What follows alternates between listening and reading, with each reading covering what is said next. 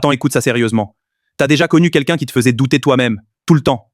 3 trucs que font les narcissiques sans que tu le réalises. Le dernier, franchement, tu vas reconnaître quelqu'un dans ta vie. Premier truc, le love bombing. Au début, c'est intense, trop intense. Des compliments constants, des messages toute la journée. L'impression d'avoir trouvé la personne parfaite. Trop vite, ce n'est pas de l'amour, c'est une technique pour créer une dépendance émotionnelle rapide, avant même que tu vois qui est vraiment cette personne. Deuxième truc, et celui-là il m'a vraiment attristé, le gaslighting. Tu dis ce que t'as vu, ce que t'as entendu, et la personne te dit que t'inventes, que t'es trop sensible, que tu déformes la réalité. Petit à petit, tu commences à plus faire confiance à ta propre perception. T'as déjà eu cette sensation de plus savoir si c'est toi qui exagères, ou si c'est vraiment pas normal ce que tu vis.